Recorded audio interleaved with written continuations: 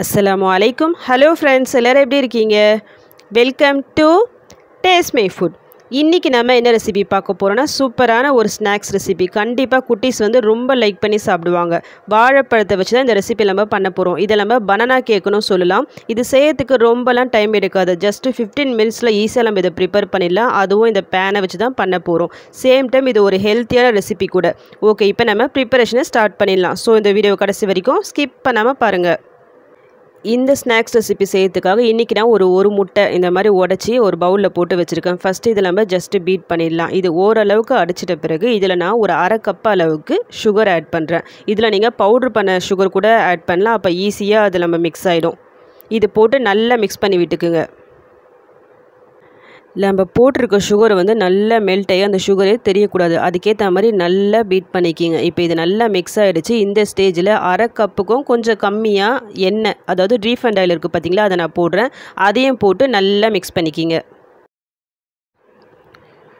இப்போ நம்ம போட்டிருக்க இந்த எண்ணெயும் நல்லா மிக்ஸ் ஆகி வந்துருச்சு. இப்போ இந்த ஸ்டேஜில் பால் நான் ஆட் பண்ணுறேன். ஒரு கப் அளவுக்கு பால் நான் சேர்க்குறேன். நல்லா திக்கான பாலை சேர்த்துக்குங்க.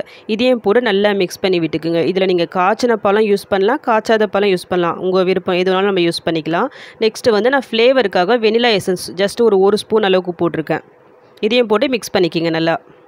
வெனிலா எசன்ஸ் இல்லைன்னா அதுக்கு பதிலாக ஏலக்காய் இருக்குது பார்த்தீங்களா, அது பவுட்ரு பண்ணி சேர்த்துக்குங்க. நெக்ஸ்ட்டு நான் ஒரு 1/2 டேபிள் ஸ்பூன் அளவுக்கு வினிகர் சேர்க்குறேன். வினிகருக்கு பதிலாக நீங்கள் லெமன் ஜூஸ் கூட ஆட் பண்ணலாம். இது வந்து ஆப்ஷனல் தான். இது போட்டால் இந்த கேக் வந்து நல்ல சாஃப்டாக நல்லா வரும். அதுக்காக இதை சேர்க்குறது. இப்போ இது எல்லாத்தையும் போட்டு நல்லா மிக்ஸ் பண்ணியாச்சு. இப்போ நம்ம மாவு சேர்க்கலாம். இதில் வந்து ஆக்சுவலாக இந்த ரெசிபிக்கு வந்து மைதா தான் சேர்ப்பாங்க. மைதா போட்டு இந்த பனானா கேக் செய்யும் போது நல்லா சூப்பராக நல்லா இருக்கும் டேஸ்ட்டு. பட் மைதா வந்து அந்தளவுக்கு ஹெல்த்தி இல்லைல்ல. ஸோ நான் மைதாவுக்கு பதிலாக நான் கோதுமை மாவு இன்றைக்கி எடுத்துக்கிட்டேன். கோதுமை மாவு எந்த அளவுக்கு எடுத்துருக்கேன்னா ஒரு 1.5 கப் அளவுக்கு எடுத்துருக்கேன். அது சலிச்சு இது மாதிரி ஆட் பண்ணிக்கிங்க.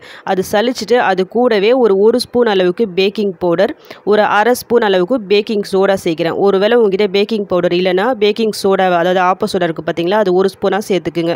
கூடவே கொஞ்சமாக சால்ட்டு போட்டு இதையும் சலிச்சு நம்ம இதில் சேர்த்துக்கலாம்.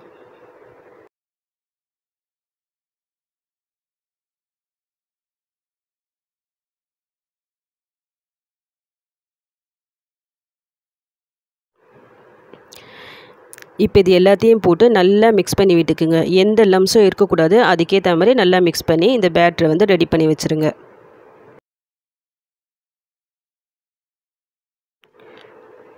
நெக்ஸ்ட்டு நான் ஒரு வாழைப்பழம், ஒரு 3 வாழைப்பழம் இந்த மாதிரி கட் பண்ணி எடுத்து வச்சுருக்கேன். இந்த வாழைப்பழத்தை பொறுத்த வரைக்கும் ஓவராக பழுத்த பழமாக எடுக்காதீங்க. அந்தளவுக்கு நல்லா இருக்காது இதுக்கு. நெக்ஸ்ட்டு இந்த மாதிரி பேன் இருந்தால் அது எடுத்துக்குங்க. அதில் நல்லா ஆயில் போட்டு க்ரீஸ் பண்ணி எடுத்து வச்சுக்கிங்க. இது நான்ஸ்டிக்காக இருந்தால் நல்லாயிருக்கும் இதுக்கு. ஒரு வேளை உங்கள்கிட்ட இந்த மாதிரி பேன் இல்லைன்னா நான்ஸ்டிக்லேயே கடாய் மாதிரி வருது பார்த்தீங்களா, அது கூட நீங்கள் யூஸ் பண்ணிக்கலாம். கொஞ்சம் அகலமாக இருக்க மாதிரி பார்த்துக்குங்க. அதில் கொஞ்சமாக சுகர் இருக்குது பார்த்தீங்களா, இந்த மாதிரி ஸ்ப்ரிங்கிள் பண்ணி விட்டுக்குங்க. அதுக்கு மேலே கட் பண்ணி வச்சுருக்கோம்ல இந்த வாழைப்பழம், அது இது மாதிரி அரேஞ்ச் பண்ணி வச்சுக்கலாம். அதுக்கு மேலே கொஞ்சமாக மறுபடியும் சுகர் கொஞ்சம் ஸ்ப்ரிங்கிள் பண்ணி விட்டுட்டு இந்த ரெடி பண்ணி வச்சுருக்க இந்த பேட்டரை கொஞ்சம் கொஞ்சமாக இந்த மாதிரி ஊற்றுங்க இது மேலே. இப்போ ஸ்டவ் ஆன் பண்ணிக்கலாம். லோ ஃப்ளேமில் வச்சுக்கிங்க. ஒரு 10 நிமிஷம் இதை மூடி போட்டு நம்ம குக் பண்ணிக்கலாம். ஒரு 10 மினிட்ஸ் கழிச்சு நான் ஓப்பன் பண்ணுறேன். பார்க்கும்போதே தெரியும் உங்களுக்கு சைட்லலாம் நல்லா குக்காகி வந்திருக்கு. இப்போ நம்ம டைரெக்டாக கரண்டியை வச்சு திருப்பி போடக்கூடாது. இந்த மாதிரி ஒரு பிளேட்டை வச்சு இந்த மாதிரி திருப்பி போடுங்க. ஈஸியாக வந்துடும், ஒட்டாமல் வரும் உங்களுக்கு.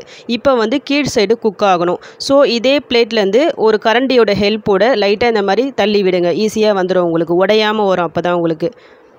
இப்போ நம்மளுக்கு இந்த கீழ் சைடு குக் ஆகணும். ஸோ மறுபடியும் நம்ம லோ ஃப்ளேமில் ஒரு 5 நிமிஷம் குக் பண்ணுங்கள். ஓப்பன் ஃப்ளேமில் மூடி போட தேவையில்லை.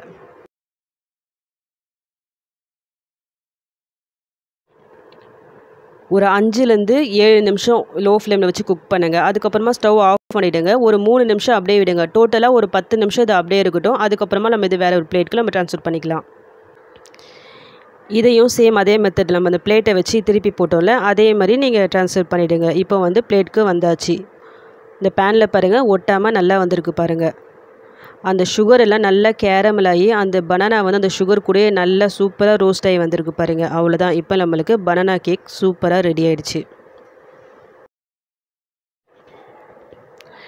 இதை அப்படியே கட் பண்ணி சாப்பிட வேண்டியது தான். ஐ எம் ஷுர் கண்டிப்பாக குட்டீஸ்க்கு வந்து இது ரொம்ப பிடிக்கும். பசங்களுக்கு வந்து நம்ம அந்த வாழைப்பழத்தை அப்படியே கொடுத்தா அவ்வளோவா ரொம்பலாம் லைக் பண்ணி சாப்பிட மாட்டாங்க. இந்த மாதிரி நீங்கள் கேக் மாதிரி செஞ்சு கொடுங்க, கண்டிப்பாக ரொம்ப லைக் பண்ணி சாப்பிடுவாங்க. அதுவும் இல்லாமல் இந்த வாழைப்பழம் வந்து நல்லா ரோஸ்ட் ஆகி அதோட டேஸ்ட்டே ரொம்ப டிஃப்ரெண்ட்டாக ரொம்ப நல்லாயிருக்கும். இந்த கேக் நீங்கள் சாப்பிடும்போது ட்ரை பண்ணி பார்த்தா கண்டிப்பாக உங்களுக்கு புரியும். ரொம்ப சாஃப்டாக நல்லாயிருக்கும் இந்த கேக்கு. நீங்களும் அதை வீட்டில் ட்ரை பண்ணி பார்த்துட்டு எப்படி வந்துச்சுன்னு எனக்கு கமெண்ட் பண்ணுங்கள். இந்த ரெசிபி உங்களுக்கு பிடிச்சிருந்தா ப்ளீஸ் லைக் பண்ணுங்கள், ஷேர் பண்ணுங்கள், கமெண்ட் பண்ணுங்கள். மறக்காமல் டேஸ்ட் மை ஃபுட்டை சப்ஸ்கிரைப் பண்ணுங்கள்.